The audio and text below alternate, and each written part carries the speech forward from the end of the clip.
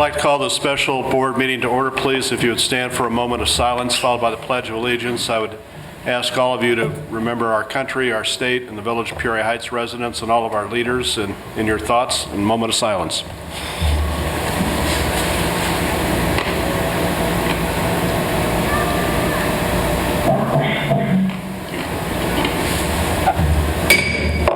Pledge allegiance to the flag of the United States of America and to the republic for which it stands, one nation, under God, indivisible, with liberty and justice for all. Okay, thank you and welcome everyone. Madam Clerk, call the roll, please. Trustee Carter? Present. Trustee Mariscal? Trustee Kazam? Trustee Gatt? Trustee Weisenberg? Present. Trustee DeVore? Okay, it sounds like we have everyone present but Trustee Kazam. These are unprecedented times, and this is a meeting called so we can update everyone and share information on what's going on at the federal level, the state level, and of course the village level. Council, you're aware of some things that have come down from the federal government, the state government. Would Certainly. you give us an update on what's happening, please? Absolutely. Mayor, the most pertinent thing to us are the state executive orders that the governor has issued. Everybody's heard about the closure of bars and restaurants to dine-in or on-premise consumption. You can still do carry-out. Everybody has heard about that. Also, the governor a few days ago issued an executive order prohibiting any gathering that has 50 people or more. That leaves a lot of room for, like we can still have these meetings here, but we will have to be careful. If we had a crowd that was approached 50, we would have to monitor the numbers. But as pertains to municipal meetings, the most important thing that's happened is executive order lifting some, not all, but some of the restrictions of the Open Meetings Act. And primarily of most interest to us is the fact that we're now able to count electronic participation by telephone to meet the quorum requirement. So normally we would always have to have... Can I stop you right there? Everyone on the phone, we're getting a lot of feedback, so please mute your phone.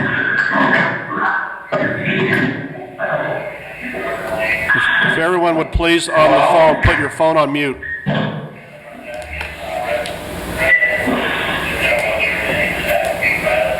right, that's better. Still getting feedback from someone on the phone. Please, all of you, mute your phone. There we go. Very good. Thank you, everyone. Go ahead, Council. So the suspension of the Open Meetings Act strict quorum rule, where we would have to have had 4 trustees present in the room to meet a quorum, and then very strict restrictions on calling in. You'd have to have a medical emergency or travel for work. That's all been lifted. So we can meet a quorum with no one present, none of the trustees present, everybody dialing in. So as long as we have 4 trustees participating electronically, we satisfy the quorum requirements. So that's how we're able to do this way tonight. I expect this to be the new normal for at least the foreseeable future. Hopefully not too long, but I'm anticipating at least for the next couple of months. And for that reason, I want everybody to be aware that it's likely that we're not going to maintain our regular meeting schedule in terms of all 3 meetings every month for the next couple of months. I want everyone to understand that it's not as though the Open Meetings Act has gone away. So we still have to observe, for example, it's a meeting if 3 or more trustees are in the same location talking about village business. That still applies. Email amongst the group of elected officials, a majority of a quorum is 3, so 3 or more trustees participating in an email conversation is still a meeting. I bring that up because it's very likely if we're going to be canceling meetings, which is what everybody is recommending, don't meet unless you absolutely have to. What I foresee happening to a much greater degree than normal is email communication from the village staff, from the mayor, Chief Sutton, to the trustees saying, this is happening, or we plan to do this, we would like your input. To the extent we can remember to do it every time, we will remind all the trustees in the email, don't respond to the group, don't hit reply all, try to respond just to Chief Sutton and the mayor and Sarah or whoever. But please try to keep that in mind. For any village business, avoid hitting reply all, and then everybody should be good.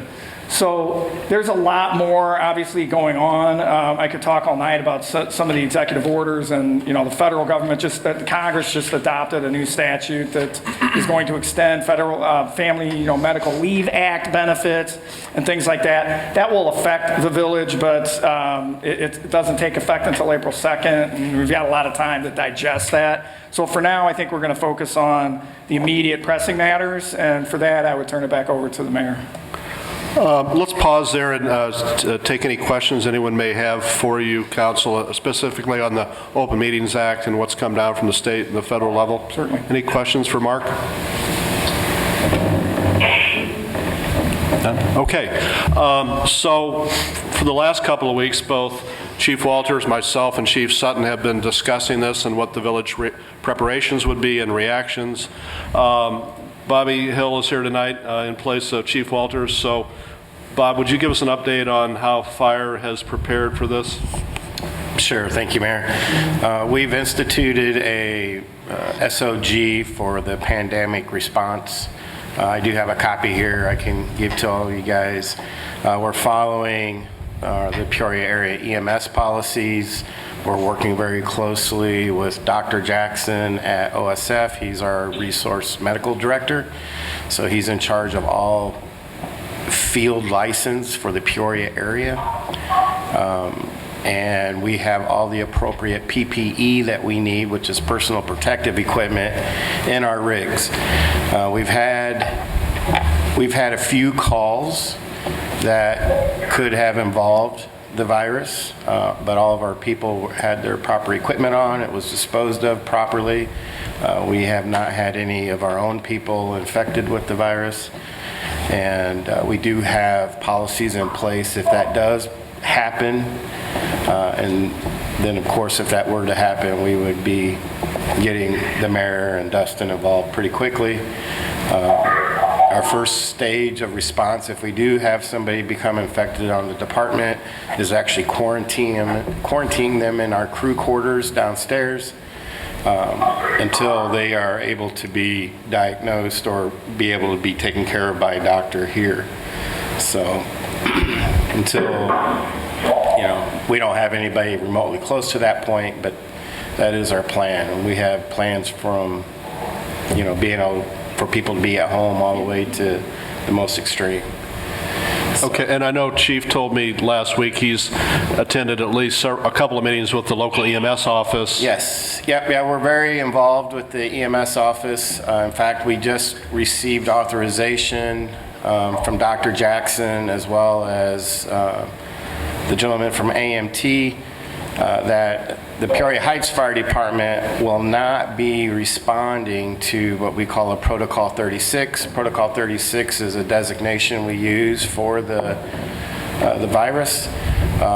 The only way that any of our people will be involved in a position like that is if AMT needs the help, and we'll go put on our equipment and help them. The only other exposure risk. There's still someone on the line that doesn't have your phone on mute. I'm going to ask again, does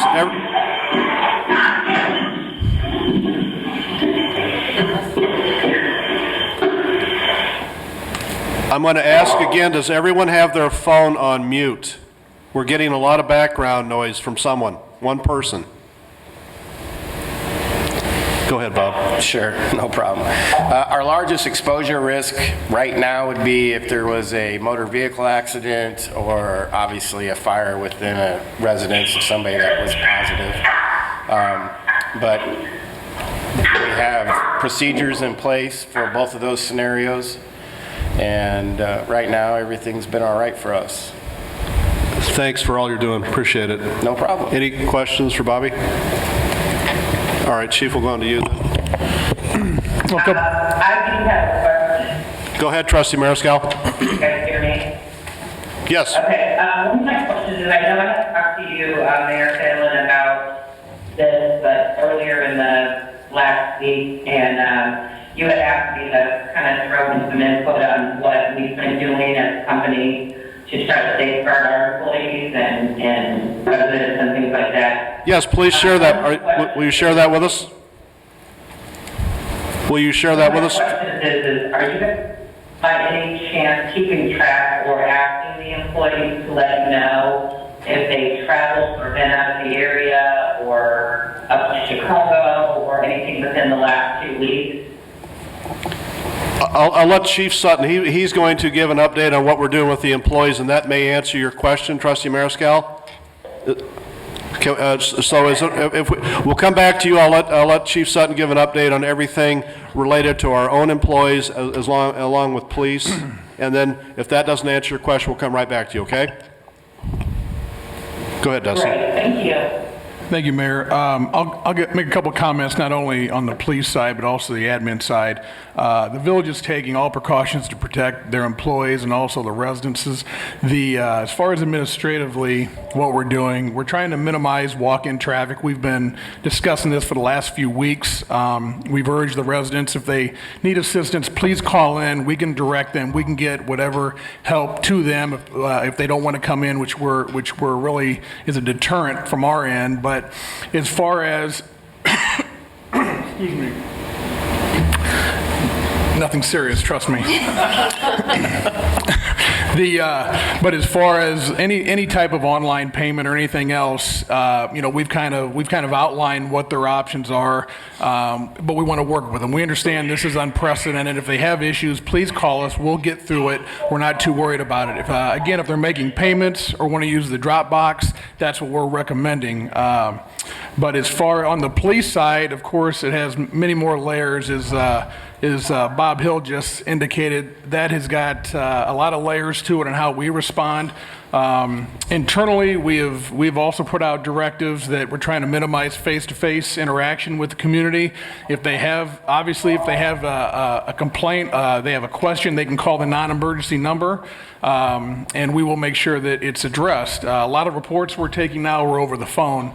If it's non-emergency, that's something that we don't have to show up on scene.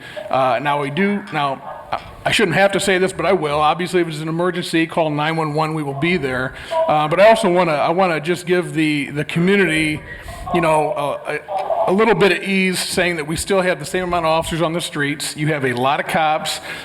You're still safe. There are no issues. We're not changing anything in that area.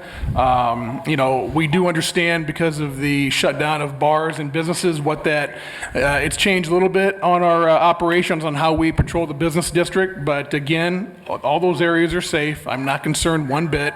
But the biggest thing I would say is if you need the police department, please call the non-emergency number and let us make that decision on if we do need to come out or not, or if it could be taken over the phone.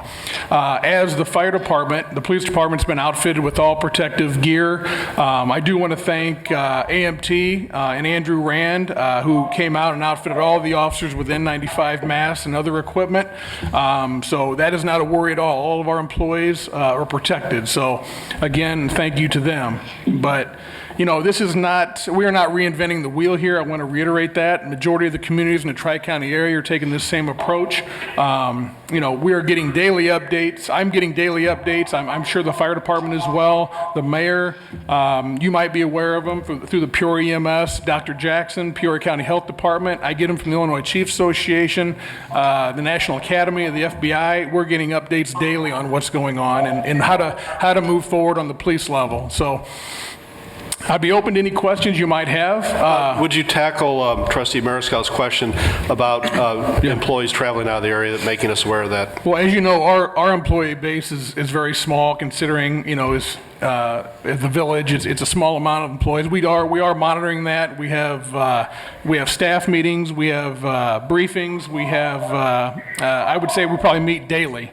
And that's something that we are monitoring to make sure that if anybody is leaving the area or if they are sick. In fact, the police department, we've already taken a minor precaution on that. We're not rolling the dice. We're taking zero risks. So it is being monitored, Trustee Mariscal, and I hope that answers your question.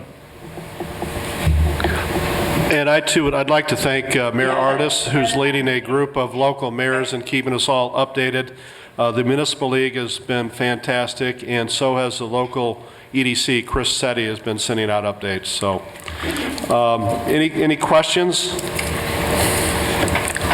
Mayor, I had one other thing. Yeah, go ahead, Bobby. Just wanted to make sure that things safe and that, if they are traveling outside the area, that we're aware of it. Just for your, you have a small amount of employees technically compared to what we're dealing with, but we care about every one of them. So if somebody decides to take a vacation and go down to Florida, technically, they should stay home for 2 weeks until they know that they don't have the virus. That's all I'm saying, is that are we taking steps like that? Have you had employees that are taking vacations, and are you aware of it? If they are they going, Well, when they come back, need to be self-quarantine, is all I'm asking. yeah, just to update you on that, we've had, as far as the police department goes, we've had a few vacations canceled. Mine personally was canceled because of that reason, exactly. So we have been monitoring that. I know that the police department, we've kind of put that stuff on hold for that reason only.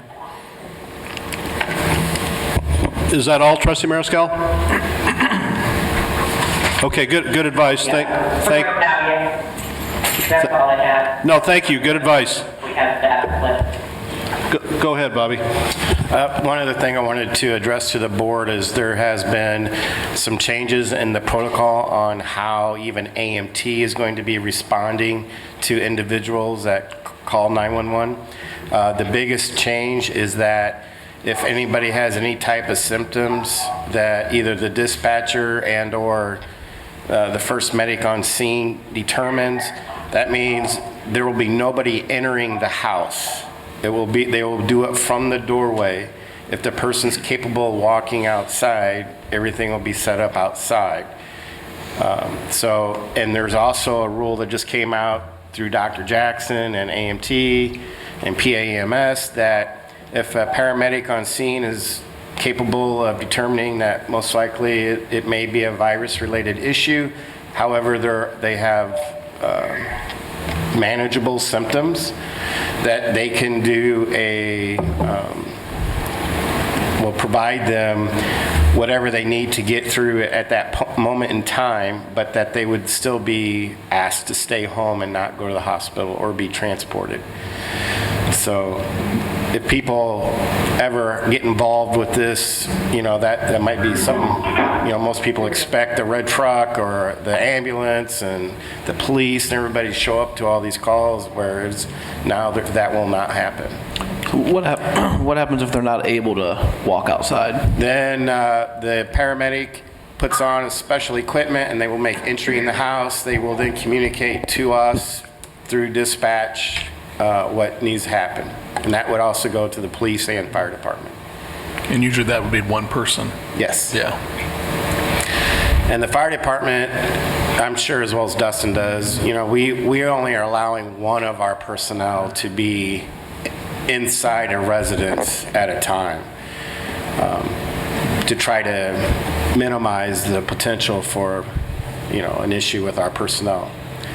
We had one of our personnel who did go on vacation, turned out to be an area where there was several outbreaks, and so we have asked him to stay at his house for 14 days. He's like on day 4 of it right now. So even though we didn't really have anything set up for that, but we're following the same guideline as Dustin is with the rest of the employees. Thank you, Bob. Okay, we'll move on to business. There's a couple of action items, and before we get to those, council actually made this recommendation to us. So, council, if you would talk about the business before us tonight, and Yeah. go ahead. Mayor, the first ordinance, the ordinance that grants emergency powers, this is something that we determined early last week or late the week before that was necessary. It's a statutory provision that allows every municipality to grant the mayor these emergency powers in the event of a declaration, and there's limitations on when it can be invoked. Excuse me, the council, please speak to the microphone more. I'm hearing Mayor feeling how good I am here in council. So if you speak to Is that better? This is trustee Gett. Yeah, is that better? I think I might have had a dead mic. Can you hear him now, Trustee Gett? Okay. Okay. Now, So this ordinance grants the mayor powers that are consistent with what the Illinois Municipal Code allows in the event of a declaration of emergency. And the mayor hasn't declared that locally, but the governor certainly has triggered that with his executive orders. Now, a lot of the powers in this ordinance have already been addressed or sort of overridden by the governor through executive orders that came down after I had drafted this ordinance and sent it for recommended adoption. But every municipality that my firm represents, and it's more than I can count, probably a dozen, are adopting these ordinances because you don't know what's going to come up between meetings. And you need to have some provision to continue to do village business and address the situation on the street as we find it, which, as everybody knows, changes from hour to hour and not only, day to day. So we're just recommending that it's a good, stopgap and fail-safe to make sure that anything that needs to be done can get done. What I can tell you from all of my conversations with Mayor Phelan, and this is similar across the board with all of the mayors of villages and cities that we represent, communication is key, and I think between Chief Sutton and Mayor Phelan, they're keeping the lines of communication open, so I doubt that anything drastic is going to happen without the board being consulted, which is why I was saying at the beginning of the meeting, watch your email, look for more communication than normal, and respond, but respond only to Chief Sutton and Mayor Phelan. And I think the village is going to get through this, just like, we all will, but it just takes a little bit of cooperation and common sense. Okay, before we take questions, let's actually formally get this on the floor. So I would ask for a motion to approve. Make a motion. Okay, a motion by Trustee Carter. Do I have a second? A second. Did I hear a second? Who was that? Oh, I'm sorry. Hearing the phone and everyone here. So, okay, thank you. Yep. So now we're open for Okay. discussion. So let's go to the trustees who are present first, and we'll go to everyone on the phone. So if Trustee Weisenberg or Trustee Carter have any questions or points of order they want to make, go right ahead. None? I don't, no, Okay. I'm sorry. So, under Section 1, a declaration of a state of emergency, the governor of the state of Illinois or the president of the United States has declared a state of emergency, which has been done. Correct. So if we adopt this ordinance, it's in play. It is in play, yes, absolutely. And then Section 3, subsection G, to control ingress and egress to and from a disaster area. So right now, because of the governor's declaration, the whole village is a disaster area. That's true. However, I don't think that's really the intent. This emergency powers statute is intended to address all manner of issues, including tornadoes, floods. We don't have hurricanes here, but any matter of natural disaster, terrorist attacks. So it's drawn kind of broadly. So I think controlling ingress and egress from a disaster area, I wouldn't consider a pandemic to create an area of town where there's a disaster, although I could see a cluster of incidents of the virus in one area as opposed to another. But I doubt that's something that would come up, but it is, you're right, it is among the powers that would be granted. So when it says to control ingress and egress to and from a disaster area, the movement of persons within the area and the occupancy of the premises therein, they're talking about private residences as written. Yeah, as written, yes. I'm sorry As to written. interrupt. Go ahead. Trustee Wexler, can you speak more into the microphone? I can't hear anything you're saying. Is that better? Shove it down your throat. Is that better, Trustee DeVore? A little, yes. Okay, I can't get any more. Try another microphone. Double. Is that better, Trustee DeVore? Yes, it is. Okay. Thanks for letting us know. We'll do this. So I'll start over. So let me get back up here. I'll start over. So under section 1, paragraph 1, I assume, declaration of a state of emergency, subsection A, the governor of the state of Illinois or the president of the United States has declared a state of emergency, that a state of emergency exists, which this governor has done. It enumerates the power to the mayor to control, and because the governor made the declaration, the entire state is under a state of emergency. That is correct, yes. Under subsection G, it enumerates the power to the mayor to control ingress and egress to and from a disaster area, which as written would mean the entire village at this time, the movement of persons within the area and the occupancy of premises therein. One of my concerns is this is including private residences.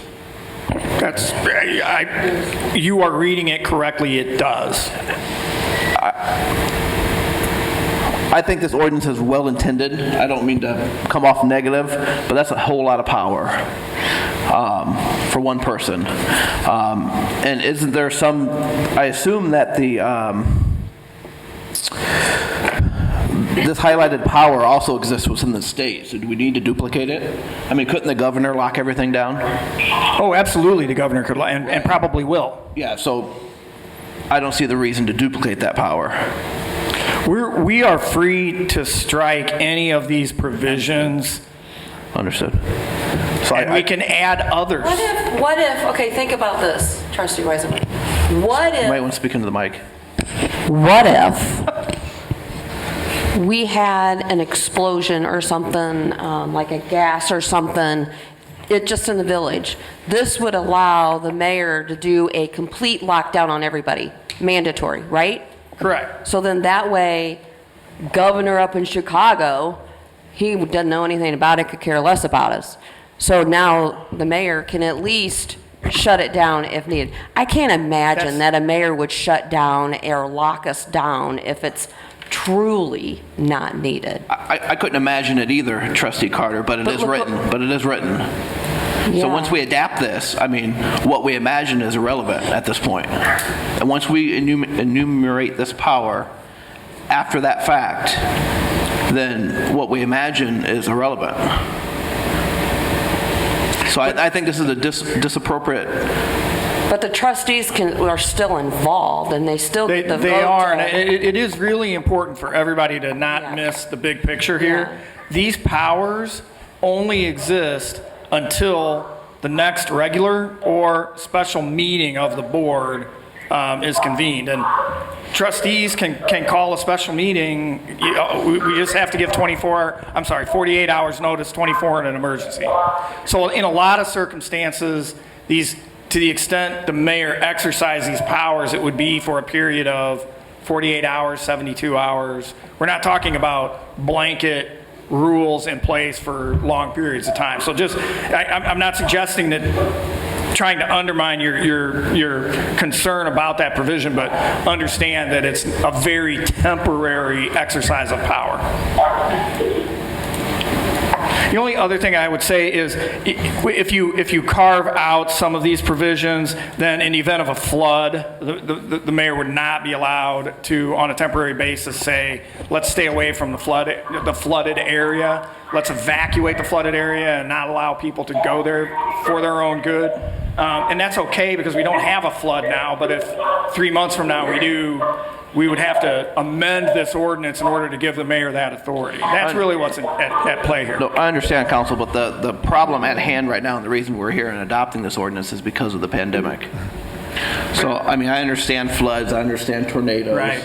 I understand all those issues, but that's not what's at hand right now. That's not why we're here. Just so you understand, we try not to tinker with state, formulated, criteria to suit it to one situation. So that's it. This was not anything that I put in there for any particular reason. I was just following the prescribed format of the state. Council, I had one question. How many municipalities have adopted this, and the ones that have, what changes did they make? Do you have? Most, the one municipality I have that adopted it earlier this week took out the ability of the mayor to prohibit sales of firearms and alcohol. Okay. That's a big concern, so I've eliminated that even from recommendation, because that is a very controversial power. True.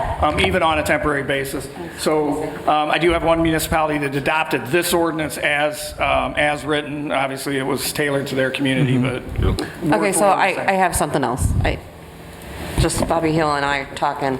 Right now, from what I gather is, Chief, do you have that authority right now if something would happen that you could quarantine people or?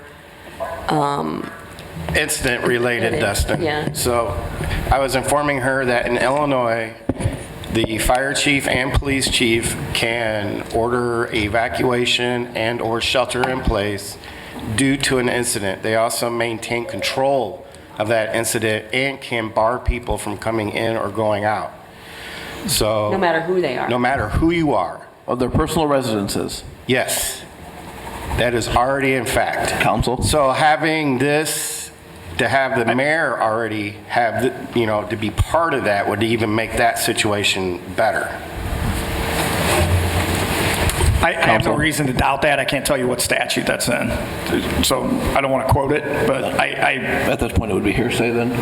I just can't tell you that that is statutorily prescribed, but I have heard that that is a power. I've never encountered a situation where that's come up where I've had to look for it. Yeah. The last time it's been utilized in our area is when Washington was hit by the tornado, and that power did go in effect. I don't challenge the use of that power in a situation that dictates it. Sure. I'm just saying the pandemic does not dictate that. So if we're here to discuss an emergency meeting about the pandemic, then I'm not going to. This gets back to the Patriot Act. I think they went over above with the Patriot Act as well. So I'm very focused on what powers I yield. Sure. So I'm not comfortable with saying, between this meeting and the next, not that the mayor would ever do this, but I'm not comfortable giving someone the power to lock everyone in the house. The governor already has that power. I agree with that concern, and my recommendation would be to. Go ahead. Just say something real quick. Is this something that you believe that we need to have in place and passed right now? I mean, are we far enough into this whole coronavirus crisis that it's something that when this passes, we could take another look at it and discuss it at that time? It's a big document. It's a big decision to make to hand over power to one person without really, because it's really difficult to hear you guys. I'm picking up bits and pieces and kind of going in and out. And it would be nice to just have the conversation and hear what the attorney has to say and which Chief Sutton would like to say and the other trustees. But like I said, it's difficult to hear on this conference call, and is it necessary that this be put in place right now? That's my question. I agree with Trustee Marical. It's really difficult to hear right now. We have read it, so correct me if I'm wrong. This is only for a couple of weeks, if I read that right. So that would be coming up. It'll be coming up for review again by the time our next meeting comes in. Is that correct? Trouble here. Somebody's breaking up the network. Mayor Peoria, when he speaks into the microphone, it's nice and clear. I can hear him. I can hear Trustee Marical. I can hear Trustee Moore. And Trustee Carter. Well, I'm using two mics, so. I think this was put in place to streamline things for everybody. I think we're all in uncharted area here. We're having a hard time getting together. We're doing fine on the communication side, but I think we're having a hard time getting together. We don't know what the future meetings look like. So I think that, do I think this is the right time for this? If you support it, yes, I do, because I do think this is short term. I also know Mayor Phelan and what his intentions are, but I also understand the concerns. But I think that this is being discussed to help everybody involved, the mayor, the trustees, and make this process seamless. And I understand the worries you're bringing up, Trustee Weisenberg, but I think that the reason this is being discussed is I think that it's trying to help everybody involved get through this short term. I mean, that's my opinion. So That's exactly right. That's why we did it.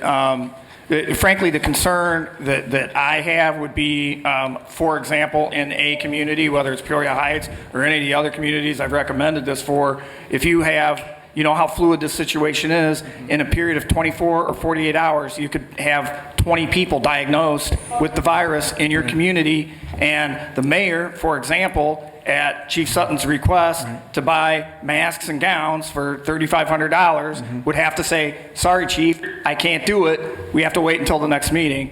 And that's just not a tolerable situation. Now, is it broad? Yes, it is broad. So I would encourage carving back anything that you're uncomfortable with, but I would not encourage putting this off until we need it and then we haven't adopted it and we got to call an emergency meeting to adopt something or approve something. That's really the only intent behind it. I have no issues with giving the mayor the power of the local government to buy supplies. If, like, not that I'm saying it'll happen, but if the mayor should fall ill, then who would then at that point be appointed to have the power of this? And then Jeff. Yeah. Trustee Gett is the next one in power, Okay. right? Yes. Mayor? I think he is the pro tem. Yes. Yes. Yes. And considering the proliferation of this virus, I mean, that's not something that's possibly not going to happen. I mean, it's likely. I hope it's not, Mayor. But, you know, the way this thing is spreading, that's likely. And as I was saying, I have no issues with giving the mayor the power of the local government to buy supplies during an emergency. But I would like to make an amendment to this ordinance. And I'll entertain that, but can we hear from everyone else? And I welcome your amendment. Anyone else on the phone that would like to make a comment? Please identify yourself and then make your comments. Anyone on the phone want to make a comment?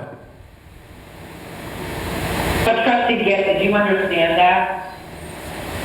Yes, I did. He was not able to The mayor, you would be next in line. it's all the time meeting. I just want to make sure everybody, I'm kind of figured that it's going to be a Mayor Pro Tem.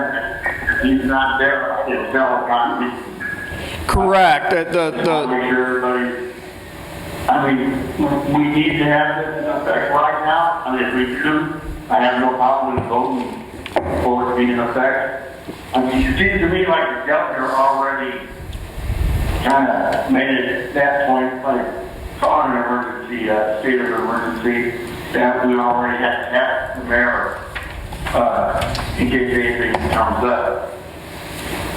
I mean, I understand what they're saying. I guess I didn't understand the need for this ordinance either, because from what the governor is saying, I mean, you're going to be able to step in anyway as the mayor. Am I correct or am I not correct on that, Council? There are things that the mayor cannot do. Like I just said, my biggest concern would be if all of a sudden overnight we had 30 people diagnosed with the virus in Peoria Heights, and Chief Sutton said, I need masks, gowns, equipment to outfit my officers and the fire department, and it's going to cost $5,000. We would have to say, sorry, we got to wait until we have a meeting to approve it. That's what this is about. Will that happen? Probably not. But it's just prudent to have something in place that if it does happen, I mean, a lot of communities didn't think they were going to have, widespread, rapidly increasing numbers with, the virus diagnosed. And if you wait until it happens, it's harder to proceed as you need to based on the situation on the ground as it happens. So it's just a recommendation. And again, carve out powers that you're not comfortable with. That's fine. This is the broad overall ordinance that fits every disaster you could imagine, from a plane crash to a flood. So it is tailored to be broad, but there's nothing wrong with cutting it back. Anyone else on the telephone that would like to? Go ahead. Basically, like when I deliver shipments for contract people, over orders, and it's better to have it and not need it than to need it and not have it. We're just covering our backside on it, to making sure that we're for any eventuality, we're already covered and it's already in effect. Is that correct, Council? Correct. So if we, let me ask you this. So if we take out G, and let's say, I'll use the example, half the police department come down with this virus, and we need to have another department from another area to come in, would that allow us to do that, or no? It would. It would allow Taking the that mayor- out, though, taking G out. G is completely out. Yeah. We could still do that. The mayor could still do that on a temporary Okay. basis, only until the board meets. Then you would be allowed to say, you know what, we don't want that, or we do want that, we're going to extend it for 3 more weeks. But the mayor can still say, yes, let's bring in 3 or 4, even though that G item is in there. Yes. Or not. Yeah, other of these powers give him that authority. Okay. Trustee But without this ordinance, he couldn't. Trustee Carter, all G does is basically allow the mayor to control who comes and goes from your house. And that example you gave would fall under a mutual aid agreement we have with Peoria County, like anything. If we need, even if only half, if they didn't get sick but we needed backup, that's already in place. Kind of similar to what the fire department has. Trustee DeVore, anything from you? Okay, anything else from Trustee Gett or Trustee? Oh, I'm sorry, go ahead, Sarah. I don't think I have anything at this time. I think that's all right. Are we taking the G out then? I'm expecting a motion to that effect. Yeah, go ahead, Trustee Weisenberg. Sure, and just for the record and clarification, this is nothing to do with mayor's intentions at all. This isn't anything personal. But I move to amend ordinance number 2020-1621, emergencies powers of the president, subsection 1(3)G, striking to control ingress and egress to and from a disaster area, the movement of persons within the area, and the occupancy of premises therein. Okay, there's a motion to amend the ordinance. Is there a second?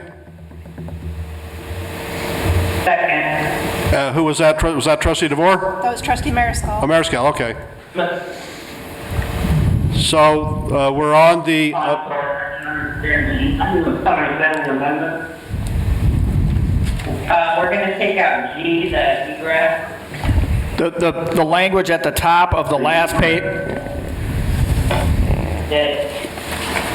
ingress and egress where basically the mayor would be able to say who can and can't come in and out from your home. We're not never saying you can't come in there, or is that what you're saying? Like, who can and can't come in or out. We're taking that out as something that the mayor has authority. This is on site when they make that decision. Right. Okay. I assume discussion's open? Yeah, go right ahead. Okay.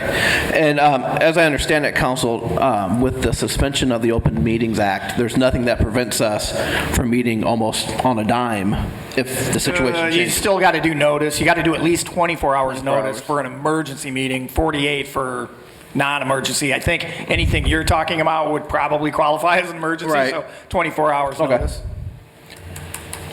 And this highlighted power also exists within the hands of the governor as well. I mean, even though certainly. even though we strike G, the governor tomorrow could do it. So it's not going to, prevent any of our state agencies from acting if the situation gets much, much worse, which I hope it doesn't. Absolutely. This is really tailored to the local level for facts on the ground in Peoria Heights. And we can always change it. We can always change it, Yes. just like any other ordinance. Anyone else on the amendment? Any comments just on this amendment to strike G? Okay, if you're ready for the vote, Madam Clerk, call the roll. All right, this is to vote on the amendment to strike from the ordinance Clause G. Trustee Carter? Nay. Trustee Mariscal? Yay. But I would Trustee like to Gatt. take a look at it again later. Trustee Gatt? Nay. Trustee Weisenberg? Yes. Trustee DeVore? Yeah. Trustee DeVore, was that an aye? Yes. Oh, yes. That's an aye, yeah. All right, thank you. That's 3 trustees that voted yes. So Mayor, technically you have a right to vote. You don't have to. I choose not to vote. Okay, so the motion to amend fails. It takes 4 votes. It's like any proposition requires 4 votes. Does everyone understand what just happened? But it's just Yeah. Okay. Any, I did not hear what was said. Can you repeat that? go ahead, The Counsel. motion to amend got 3 yes votes and 2 no votes. It takes 4 votes to approve any proposition. So the amendment fails due, Okay, thank you.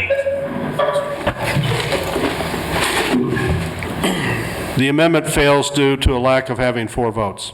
Correct. Okay, is the chair still open for any other amendments?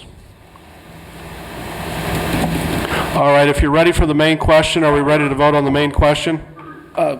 Sorry, could I make one more amendment? Yeah. I move to amend ordinance number 2020-1621, emergency powers of the president, subsection 1, 3G, striking, this is a different ordinance, different amendment, I promise you, to control ingress and egress to and from a disaster area, the movement of persons within the area and the occupancy of the premises therein, adding, to control the ingress and egress to and from public buildings in a disaster area, the movement of persons in a public buildings and the occupancy of premises therein, basically excluding private residences. Does everybody understand that? Any questions? Okay, so,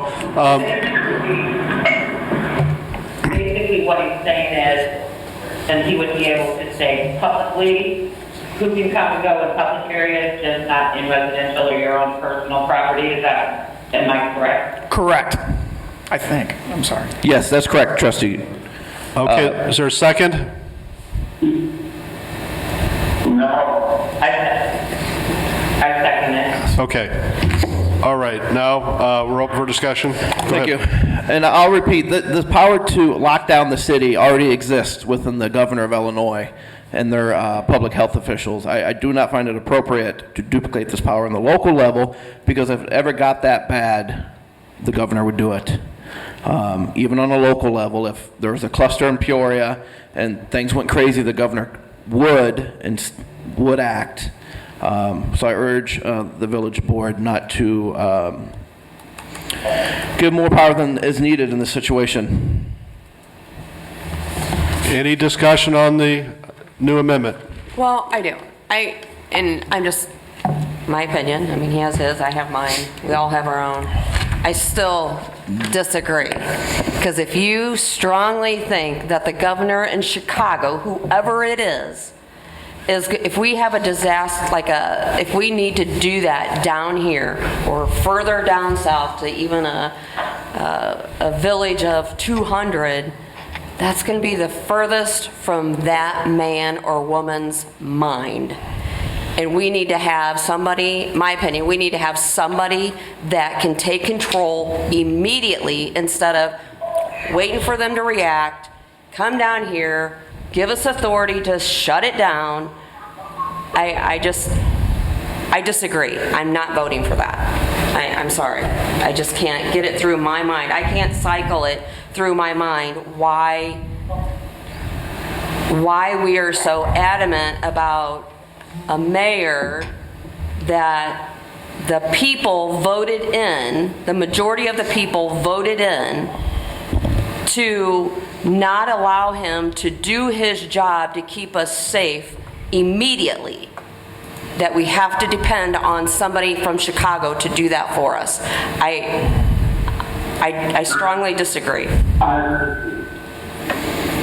agree with this, Mayor. I don't think that, Yeah. I'm sorry. I don't think that a mayor, any mayor, and again, I mean, we have no idea what the future is going to hold for us. We don't even know if we're going to wake up tomorrow and not have the virus. I mean, we just don't know. And I think we're just trying to take precautions for a what if. And this is a what if. I disagree with you, Trustee Weisenberg. I get what you're saying, but I think we're reading it the wrong way, honestly. Just add to that. I think the mayor is here in person, underground, boots on the ground. That's what the buildings at all. And any kind of emergency is the boots on the ground. One that is there. And I don't think we should restrict our mayor from doing his job. He's the one that makes the decision. We don't need anything to come outside.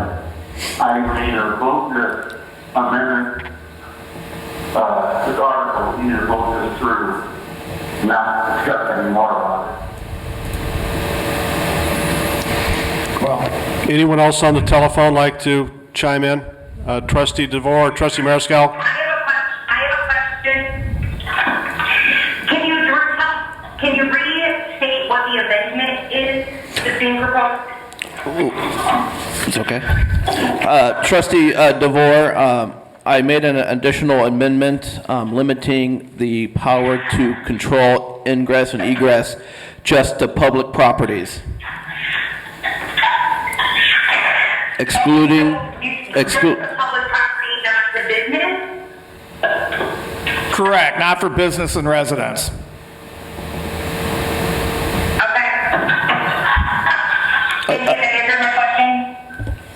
Not a problem, Trustee DeVore. And just to elaborate on what Trustee Carter said, this is happening. I think the governor's office is in Springfield, but this is happening all over the world.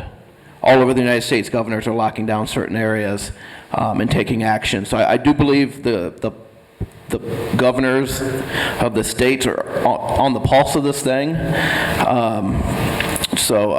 Again, this power already exists at the state level. I think it's disproportionate, considering so few outbreaks here locally, to enumerate this power. Anyone else on the phone want to make a statement? Yeah, it's simply put forward for just in case things get that bad, this has to be done. I mean, right now, we're fortunate, but I think this is just giving back in the power that if he has to, he can make these decisions and take care of things for what it has to take care of, so he can do his job. And this is only in a state of emergency, am I correct, or? No, it would be in play now. And that's what we're in now, isn't it? Correct. This would be in play now, Trustee Marscal. But the mayor does still have to make his own declaration. Understood. But the criteria for that certainly exists. Okay, anyone else? I'm going to call the question on this, so Madam Clerk, call the roll. And this is on the amendment, correct? On the amendment, yes. On the question on, you're calling on it as is? No. No, as amended, This is on the amendment, Trustee Weisenberg's amendment. If you're in favor of it, you would vote aye. If you're opposed, you'd vote nay. Everyone understand? Madam Clerk, go ahead. On the amendment, okay. Trustee Carter. No. Trustee Mariscal. Yes. Trustee Gatt. Nay. Trustee Weisenberg. Aye. Trustee DeVore. Yes. Trustee DeVore, that was a nay. Did I hear that correctly? Sure. Thank you. Where are we, Madam Clerk? That was 3 nays and 2 ayes, Mayor. So the amendment The amendment fails. fails. yeah, so we're back to the ordinance as presented. And I have no more. All right. I make a motion that we go ahead and vote on this thing as is. Okay? Before we vote, I do want to say anything action taken is a team effort. And we are all have the best interest of the village in mind of protecting the public safety and welfare of our residents, of our employees, and people who visit here. I will be putting Mike Bailey in charge of communication. Communication is the key, and we have to communicate well, and we need to, by the way, Chief, we need to improve on the sound system before the next meeting. We'll work on that. But we are a team, and all of us will be working together collectively. We'll be checking with council on every decision we make. I'll be checking with Chief Walters. I'll be checking with Chief Sutton, and all of your input is critical. So that's what we plan to do, and that's how this will unfold, and we will be updating you probably a couple of times a week, maybe daily, maybe as things develop, maybe more than once a day, but it'll be through phone calls, it will be through emails, and again, we will focus on communications. Would anyone else like to make a comment before we call the roll? Madam Clerk? I would definitely Yeah, appreciate that. I think communication is the number one thing. I don't always feel like we're getting the whole entire story of what's going on. And I know that you guys are busy and that you're trying to get everything in place, and I understand that. Because this is crazy. But yeah, a daily email or something from you guys as to what's going on or what's going on in the village or anything that has changed or is better or worse or whatever, I would appreciate, a little bit better communication between all of us as to what's going on, because this is really a scary time. And you're right, we are a team. We need to stick together as a team. We need to make sure that our residents are safe and that we're safe and that our employees are safe. So it's just my recommendation that I would love to have the email just kind of accept it, and if there's nothing, just say, hey, there's nothing to report today. That's a very good point, and it's well taken. We hear you. Anyone else? One last question, Mayor. The next action item after this vote on this ordinance, closure of village facilities during state of emergency, is that going to cancel the rest of our meetings until a later time? We'll talk about that, but here's where I want a collaborative effort, Trustee Weisenberg. Council said to me I probably had the authority anyway to close Village Hall. and maybe I should have, but I didn't want to do that until I had all of your input tonight. It would be my recommendation, my strong recommendation, that we do close Village Hall. Everyone will remain working, but we have a small group in here, and we'll talk about when we get to that next piece of business, but to protect our employees primarily, to close down Village Hall. We'll also talk about how you all want to have meetings. So just to elaborate, so when this ordinance gets passed regarding the emergency powers, it's going to be in play for a while until we meet again. The ordinance will be in play until it's revoked or amended. It operates in a series of emergency events. So 5 years from now, if there's a tornado, he can declare an emergency and act in between meetings. But that statement of emergency ends at the next meeting, always. And so it's a circular, it's a revolving thing, and it stays in place until it gets revoked. So, I mean, here's, as of today, and we're learning from this as we move forward. On routine things, what I would expect is that either Chief Sutton or myself would send out an email and say, we plan on approving these routine things. Does anyone have any strong reservations? And again, we would get a consensus. And without replying all, if someone had strong reservations, then we would probably hold off on that. Now, as far as meetings, my recommendation would be that we continue for the present time to have meetings, but I would encourage everyone to stay home and call in. We're just myself, the clerk, and the administrator would be present. That's my recommendation. Understood. So, and I guess we can get to that next business item. But I'm open. I'll save my question. I'm open for input. So, back to the motion on the ordinance. So, All right, so this is I'm sorry. Go ahead. This is a vote on ordinance 2020-1621. The ordinance has not been amended, so it is as written. Trustee Carter. Aye. Trustee Mariscal. Aye.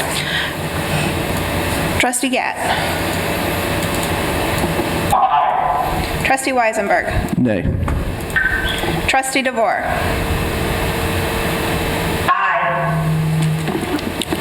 Okay, so that passes Yeah, with one Yes. in opposition. Okay. Next, we would be at action item, closure of village facilities during the state of emergency. I think we know what that is, so I'd ask for a motion to approve that. I make a motion.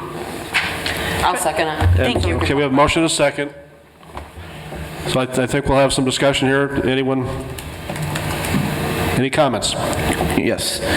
So without public meetings, how would I know the opinions of other trustees? You said you would collect the consensus, but if that's not done in an open manner, how do the rest of us know what the discussion is? Well, then we can hold a public meeting, and again, I would recommend that everyone stay home except three of us, so everyone call in.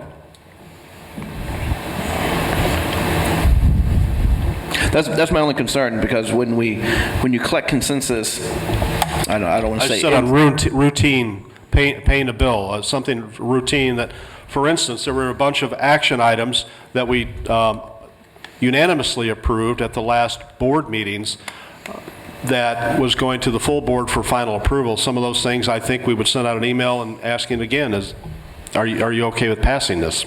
So would just payment of the bills be routine? Can you, for those of us new that haven't been here years? Things that we do, again, on a routine basis, and Cancer actually, Society using the park, things like that. Like using the park district, the Tower Park. No ordinance or resolution would ever be routine. Okay. And anything that has that's an actual ordinance with an ordinance number, my opinion would be that is never routine. There are ordinances that we adopt every year, like the budget ordinance and things, but they require a meeting. And that's why I bring up this question, because we're in budget time. So I know it takes a collaboration between all of us to get that budget worked out. And if, we don't see, like if I don't see Trustees Carter's objections to certain things, how do we collaborate and get that budget done with? I think by individual phone calls and individual emails. That's not prevented. But for the budget, we would certainly have a meeting to pass that budget. And again, some may be calling in remotely, but just like tonight, everyone's going to have an opportunity to weigh in on that. I don't plan on making any unilateral decisions like that that are significant without the full participation of the board.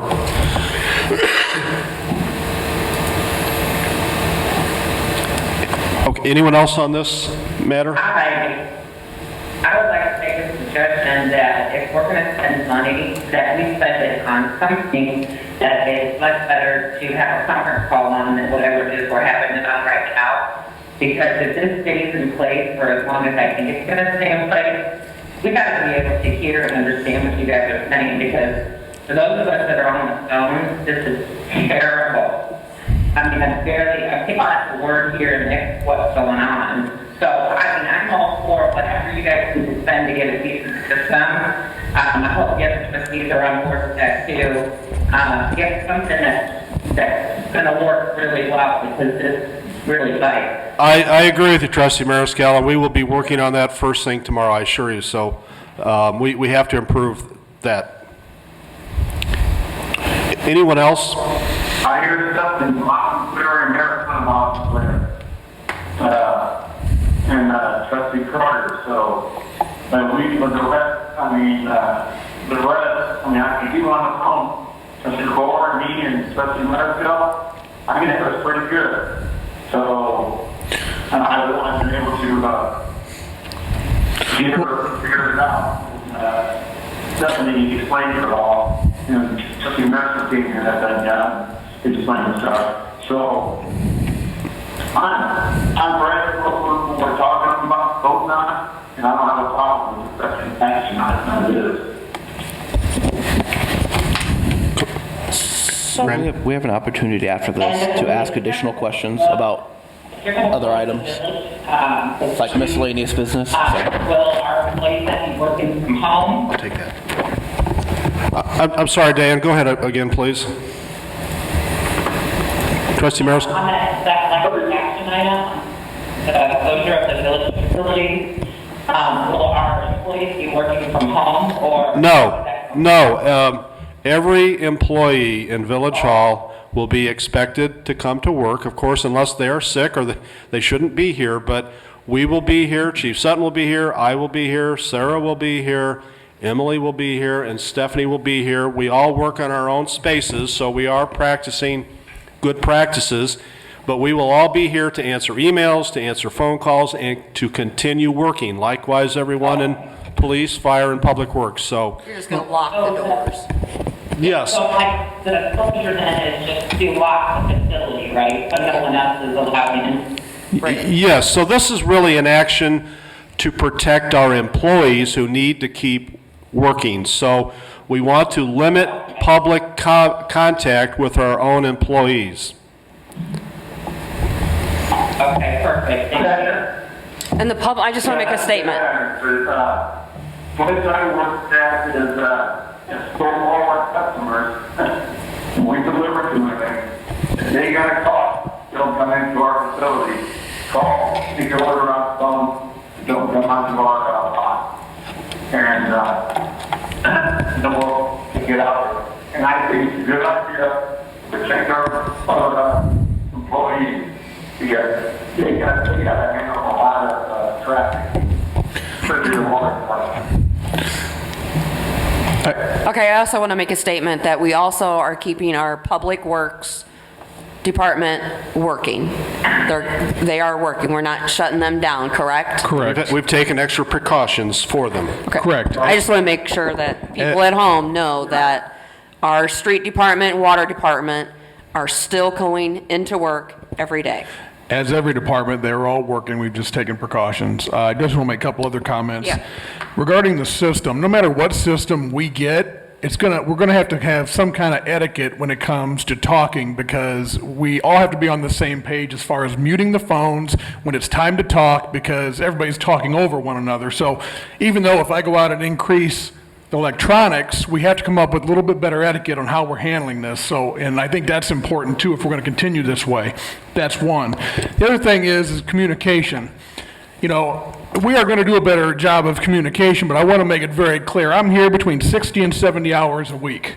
I am always available by phone. If anybody wants to call and wants a direct meeting or a direct update, I will handle it. So I take a little bit of offense as far as the communication being an issue, because I've reached out many times, and I still, until this virus, is on our front step, meet with a lot of trustees individually.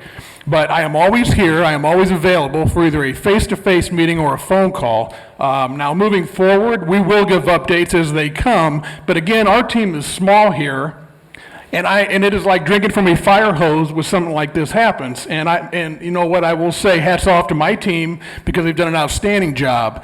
But as far as the communication side, I will send out emails. We will get that out. But again, it's not a one-way street. And I want to get that off my chest because I am always available for meetings. So that's all I have to say about that. And Chief, just to elaborate that, I appreciate you answering all my text messages that I send constantly. And we're asking for communication, so thank you for staying in tune with us. Anyone else? All right, Madam Clerk, call the roll. All right, this is to vote on the closure of the village facilities during a state of emergency. Trustee Carter. Aye. Trustee Mariscal. Trustee Mariscal, was that an aye? Yes. Thank you. Trustee Gett. Trustee Weisenberg. Aye. Trustee DeVore. She got kicked off. She just texted me. Oh, okay. All right, so Trustee DeVore exited. Okay, so that passes, and I'm happy to take any miscellaneous business. Trustee Weisenberg? Yes, I had a few constituents that sent me a few questions via email. And I don't know if they pertain to village business or not, but I'm just going to go ahead and ask them if that's okay. One of the questions was, we have a lot of elderly residents in the Heights. Are there any plans on taking any measures to ensure they are taken care of, food, medicine, that sort of thing? Are there any local agencies? Does the township have anything to do with that? I know Peoria, the city of Peoria has a lot of agencies, but obviously we don't. So that was one of their concerns. Well, there is a lot going on, and the sharing of information is important. I know that there was an effort to convince the Illinois Commerce Commission to not do any shutoffs at this time. I didn't actually follow up to see where that went. I know the food pantry at St. Thomas is open, and there is assistance available there for people who need help with paying utility bills or food bills. And there's the township, of course, will be Jeff Joyce will remain in the office there. They're open for emergency assistance. So if people have, you can qualify. They have two programs. They have a general assistance program that's income-based. There's an emergency program that's based on emergencies that helps with heating and cooling, utility bills, rent, and groceries. So we'll be in contact with them. We see them every day. If anyone has any other ideas, please share them. We can blast that out on our website and through social media. So if you're aware of any other social service agencies out there that are providing assistance, let us know. So this communication works both ways, as Chief Sutton said. We'll get it on the website, we'll get it on social media. So I appreciate all of you sharing information with us as well. Sure. What steps are being taken to ensure the businesses in the Heights survive during this time? I know the SBA is offering loans at 2.3%. Federal government is doing some tax breaks. Is there anything the village can do? One of the ideas I had was, is it possible, at least in the interim, to suspend some of our sales tax?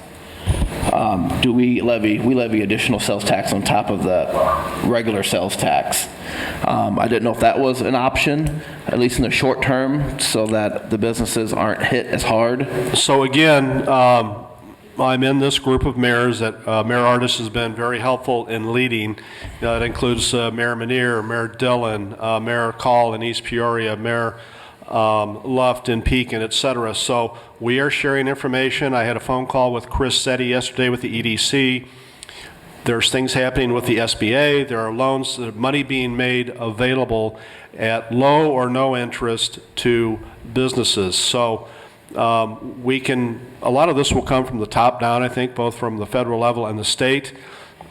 We're learning too, so there are things that maybe we haven't thought of.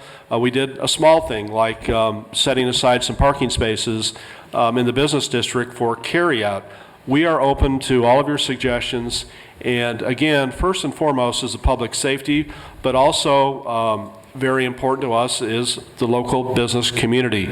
So I would encourage all of you to try to find ways where you can individually and collectively support our local business, whether it's placing a carryout order or just making a purchase. And these simple acts of kindness, I think that's the strength of our country and our community, and that will get us through this crisis, and we'll come out closer and stronger than ever before. So if you can think of small things that we can do to help the business community, we're open to that. But yes, Trustee Weisenberg, what's been on my plate so far is the public safety, but in the back of my mind, we have been spending some time, both Chief Sutton and I, about local business. So share that information with us. The Municipal League is doing something, the President, the Governor, the SBA, and if we can do anything on a local level, I'm all for it. Just to add to that, I know that I did speak with Steve Klein, just is there any option there through the BDD or anything else that we could do, and he is reviewing that to see if there's some way we can help through that. Okay. And I did see today, I'm looking at so many emails, so forgive me, but I thought I saw an email today, Council, that the Governor is talking about postponing the collection of sales tax for a short period of time. Did I heard that, but I didn't see any formal action on that, so that may be in the pipeline. A trial balloon floated, Yeah, I think. and I think we're going to get a lot of stuff tomorrow, and that's what I'm hearing, if not over the weekend. So I think it'll be a different landscape next week, even from this week's different landscape, so. Yeah, I heard that as well. Deferring the collection of those payments is what was discussed. Anything else, Trustee Weisenberg? No. Anything else on miscellaneous, anyone? Just one thought, and I'd like you all to sleep on this. And again, this is evolving, so. Trustee Mariscal had a comment. Mayor. Go ahead. I just wanted to say too, working for Ameren, I know a lot of people are worried about their utilities and things like that. So if I were to send something to Sarah, she could put that out on the website. It's public information, but I'm not sure that everybody has it yet. We normally have the ability from the Illinois Commerce Commission to start cutting services that are behind on April 1st. And Ameren has extended that time out. People have more time to pay the bills before cut season starts because we don't want, we know there's a lot of people that aren't able to work and aren't having incomes and things like that. So I'm going to go ahead if it's okay. Do I just send that to Stephanie or to Sarah? And can she put that kind of thing on the website to let people know that? Yes. Okay, just again a thought. This is all evolving and we're learning as we go. So this is somewhat difficult for all of us, this call-in, and we will work on improving that, but I had the thought that we certainly want to practice what we preach. When we tell the public not to gather in large groups, we want to do the same. But maybe we could rotate a couple of trustees, show up at each meeting, and a couple call in if we could agree upon that. Does that make sense, Council? It sure does. Whatever we can agree to. I just think we need to spread out here. So, and if some trustees wouldn't object to, sitting further away, we want to keep everyone safe. So I'm open to your input on all of that. So if you think about that, and as of now, we will have a meeting next Tuesday, and anything else come for the board? I'd ask for a motion to adjourn. Second. Who was the first? Trustee Gett? Now I second. Okay.